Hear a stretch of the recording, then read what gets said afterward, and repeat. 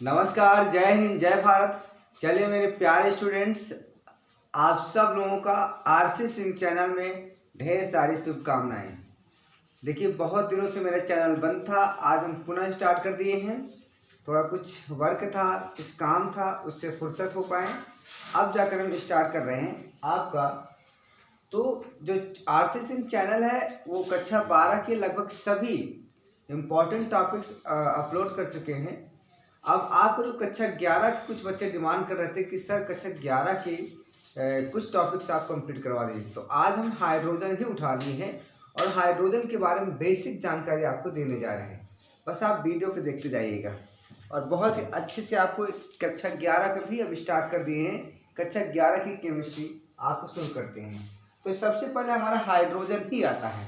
Hydrogen क्या है, इसका सामान्य परिचय आपको देने जा रहे हैं। तो जैसे कि आप जानते हैं कि हाइड्रोजन HYDROGN हाइड्रोजन होता है। तो सबसे पहले जो है रॉबर्ट बॉयल थे। जो रॉबर्ट बॉयल थे, इन्होंने ही हाइड्रोजन का उत्पादन किया था।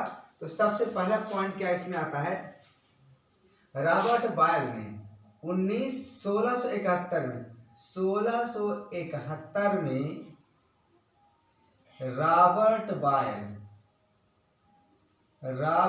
बॉयल ने हाइड्रोजन को उत्पन्न किया था। लोहे की छीलन और तनु अम्ल के बीच अभिक्रिया करवा करके सबसे पहले हाइड्रोजन को बनाया था। किसने बनाया था? रॉबर्ट बॉयल ने सन 1971 में। और क्या किया था इन्होंने किया था लोहे की छीलन एवं तनु अम्ल के बीच अभिक्रिया करवा करके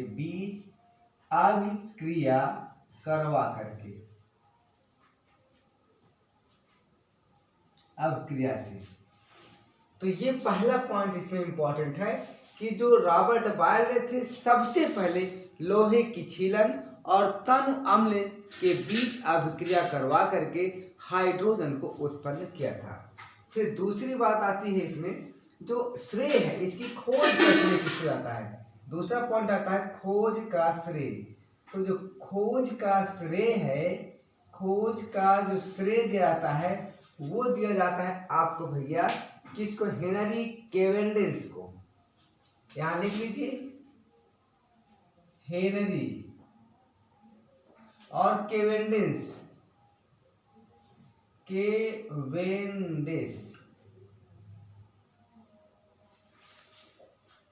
खोज किसने किया? इसका श्रेय हेनरी कैवेंडिश को जाता है। सबसे पहले उत्पादन किसने किया था? रॉबर्ट बॉयल ने किया था। कौन किया था? रॉबर्ट बॉयल ने। कैसे किया था? लोहे की छीलन और तनु अम्ल के बीच अभिक्रिया करवा करके। लेकिन हाइड्रोजन की खोज का श्रेय किसको जाता है? तो हेनरी कैवेंडिश को जाता है। ठीक है, किंतु इसका नामकरण, नाम किसने दिया? नाम भी बहुत महत्वपूर्ण है। तो नामकरण इसने किसने किया था? हाइड्रोजन नाम किसने दिया था? नामकरण। तो नामकरण में भैया एक वैज्ञानिक आते हैं, उनका नाम है लेवोसिए। एक वैज्ञानिक है लेवोसिए। ठीक है, इनको जो है इन्होंने क्या किया था? हाइड्रोजन का नाम दिया। क्या कहा? इसे हाइड्रोजन का नाम दिया। हाइड्रोजन का नाम दिया। किसने दिया? लेवोसिए। ठीक है, हाइड्रोजन को लिखते कैसे हैं भैया? हाइड्रोजन को हम लिखते हैं H2C। क्लियर? अब यहाँ तक की तो बात हो गई। और ध्यान रखिएगा, और इसके बारे में महत्वपूर्ण चीज क्या है कि यह प्रकृति में ज्ञात तत्वों में, जितना भी प्रकृति में नेचर में जो भी तत्व हैं, उन सब से ज्यादा हल्का है। सबसे हल्का तत्व है ये। कौन? हाइड्रोजन। यह सबसे हल्का तत्व है। सबसे हल्का तत्व है कौन? हाइड्रोजन। एक ये बात आ गई। अब देखिए, पता है यह द्विपरमाणुक अवस्था में होता है। किसमें होता है? द्विपरमाणुक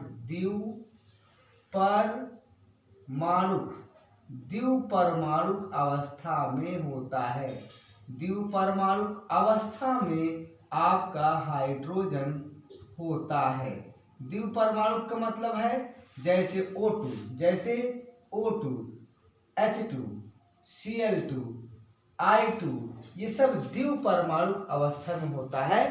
तो जिस प्रकार क्लोरीन, ब्रोमीन, आयोडीन होता है द्विपरमाणुक अवस्था में, उसी प्रकार हाइड्रोजन भी द्विपरमाणुक अवस्था में अर्थात H2 के रूप में होता है। इसको आप ध्यान रखिएगा। अच्छा, हाइड्रोजन जो शब्द है ना भैया, जो अगली क्या इंपॉर्टेंट, हाइड्रोजन। ये जो हाइड्रोजन शब्द है ये दो शब्दों से मिलकर बना है। क्या क्या बना है? क्या देखिए, दोनों शब्दों का नाम क्या है? एक तो आपका हाइड्रो है, HYDRO हाइड्रो, और दूसरा आपका जो बना है भैया वो है जीन, GENES। तो जो हाइड्रो का मतलब होता है जल, हाइड्रो का मतलब होता है जल, और यहाँ जो जीन्स का मतलब है वो क्या है? उत्पन्न करने वाली। ये तो मतलब इसका अर्थ ये हुआ हाइड्रोजन का जल उत्पन्न करने वाली। हाइड्रोजन का अर्थ हुआ जल उत्पन्न करने वाली गैस। क्लियर? चलिए, और एक चीज इसके बारे में और जानिए, इसको डाईहाइड्रोजन भी कहते हैं। क्या कहते हैं? इसे डाईहाइड्रोजन भी कहते हैं। बहुत इंपॉर्टेंट है हाइड्रोजन, डाईहाइड्रोजन भी कहा जाता है, या सिंपली हाइड्रोजन गैस कहा जाता है। हाइड्रोजन गैस कहा जाता है। ये क्लियर हो गया? या तो आप डाईहाइड्रोजन गैस कह दीजिए या तो सिंपली हाइड्रोजन गैस कह दीजिए। इतना आपको ध्यान रखना बहुत इंपॉर्टेंट है। जब भी आप कोई परीक्षा देंगे कंपटीशन का, तो इसमें से इसी प्रकार के ऑब्जेक्टिव क्वेश्चन उठा कर दे देते हैं। आप पढ़ते तो बहुत हैं लेकिन इनको ध्यान नहीं रखते हैं, तो फिर आप वहाँ पर विकल्पों में सही विकल्प का चयन करने में असमर्थता जताते रहते हैं। तो इनको आप अच्छे से देख लीजिएगा। और एक बात और सुन लीजिए, सबसे ज्यादा ब्रह्मांड में, यूनिवर्स में, पूरे यूनिवर्स में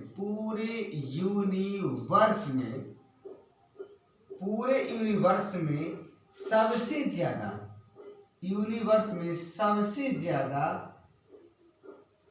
H2 ही पाई जाती है।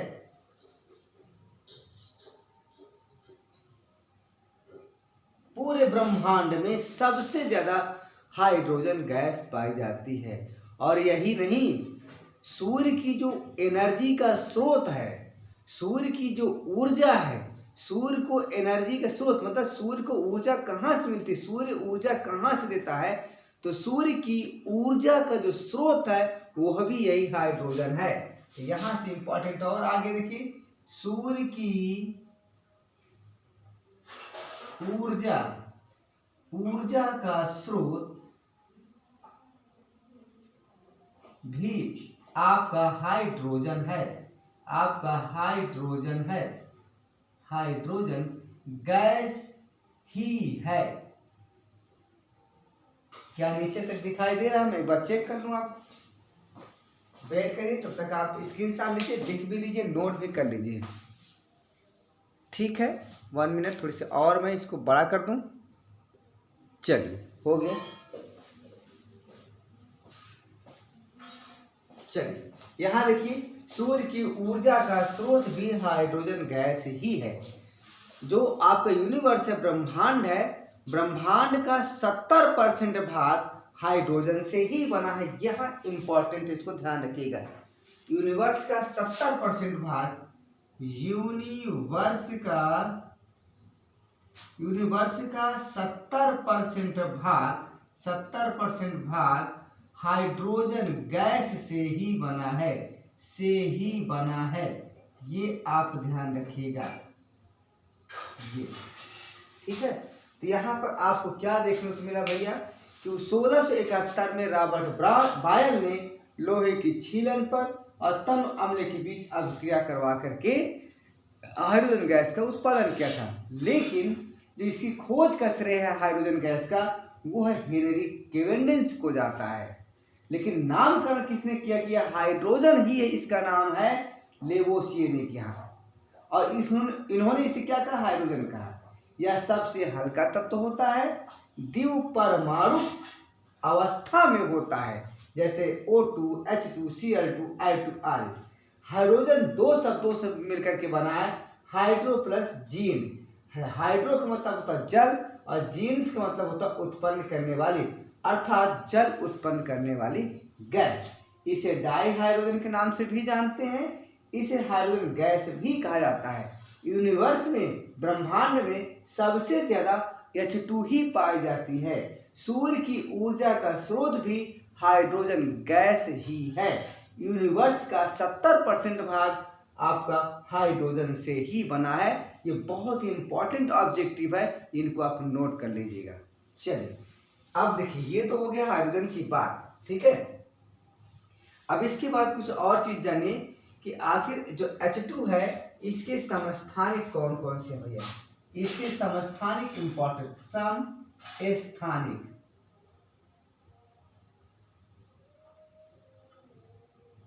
तो इसके 3 समस्थानिक हैं, कौन कौन है भैया।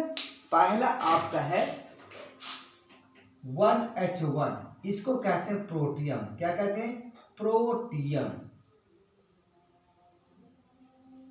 दूसरा है आपका भैया 1H2, इसको कहते हैं ड्यूटीरियम, ड्यूटीरियम। और तीसरा भैया आपका है 1H3, इसको कहते हैं ट्राइटियम, ट्राइटियम। ये 3 इसके समस्थानिक होते हैं। 3 इसके समस्थानिक है भैया, कौन कौन है, 1H1, 1H2, 1H3। 1H1 को प्रोटियम कहते हैं, 1H2 को ड्यूटीरियम कहते हैं, 1H3 को ट्राइटियम कहते हैं। चलिए अब एक एक के बारे में थोड़ी थोड़ी जानकारी हम हासिल कर लेते हैं। अब यहाँ देखिए, ये पूरा हाइड्रोजन, जितना हाइड्रोजन होता है, जितना हाइड्रोजन है उतना उसका जो है कितना परसेंट, 99 यहाँ लिखेंगे। यह पूरे हाइड्रोजन का, यह पूरे H2 का 99.98% होता है। पहली बात ये, जितना भी हाइड्रोजन है उसका अधिकांश भाग आपका, अर्थात 99.98% आपका प्रोटियम होता है। सॉरी। और ध्यान रखिएगा, इसमें एक प्रोटॉन होता है, एक न्यूट्रॉन होता है। क्या होता है, एक प्रोटॉन होता है प्लस एक न्यूट्रॉन होता है। और यहां पर आपका एक प्रोटॉन और एक इलेक्ट्रॉन होता है। ये होता है जबकि एक प्रोटॉन एक इलेक्ट्रॉन, जबकि न्यूट्रॉन नहीं होता है, न्यूट्रॉन इसमें नहीं होता है। ठीक है। और क्या है इसके बारे में क्या बात कर सकते हैं, ठीक है। यह रंगहीन,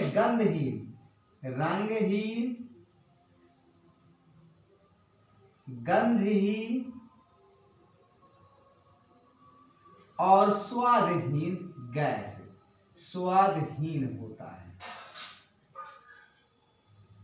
क्या इधर दिखाई दे रहा है, एक मिनट चेक कर लें।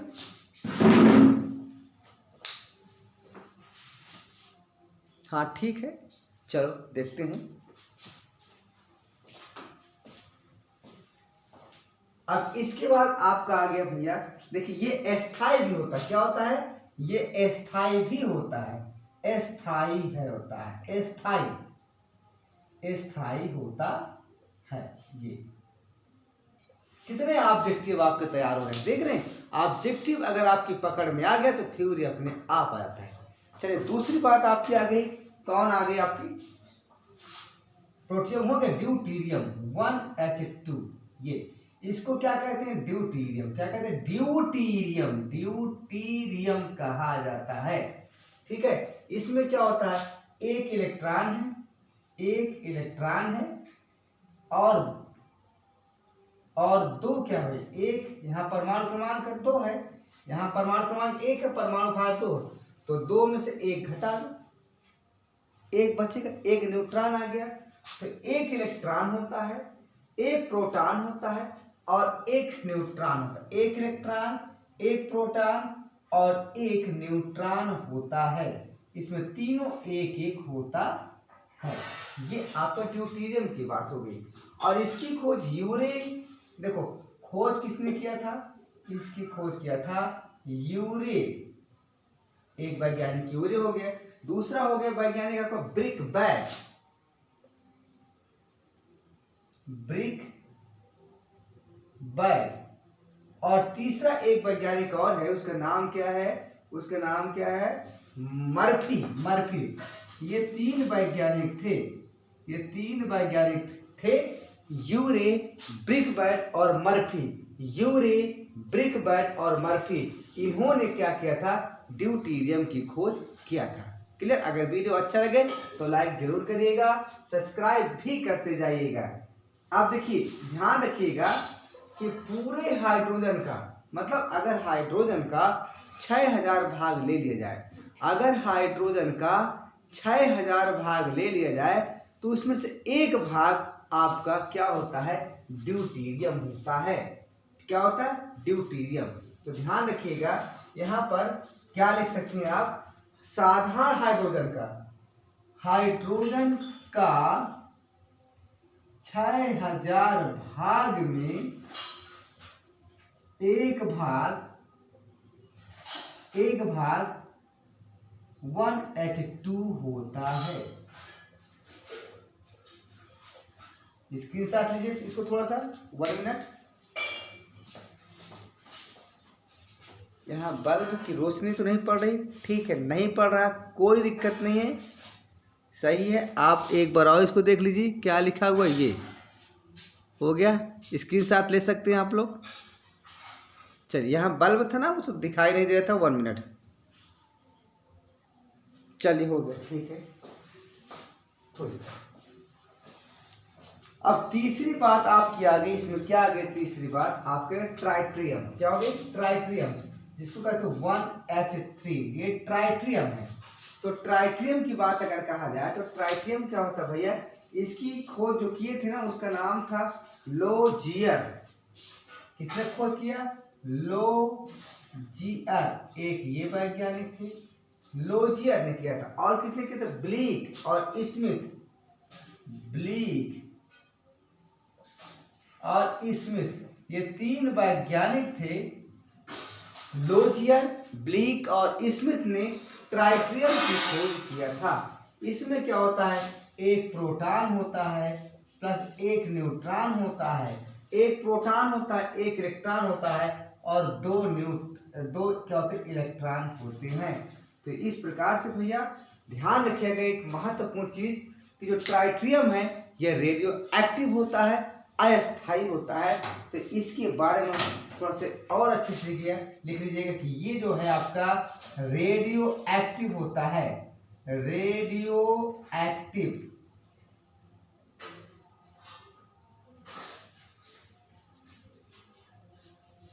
होता है। तो इस प्रकार से ये हाइड्रोजन का सामान्य परिचय था। हाइड्रोजन की खोज किसने किया, क्या होता है, किस अवस्था में होता है, कितना हल्का होता है, किस स्रोत क्या होता है, इसके समस्थानिक क्या होता है, तो प्रोटियम, ड्यूटीरियम, ट्राइटियम, इनके बारे में बता दिए गए।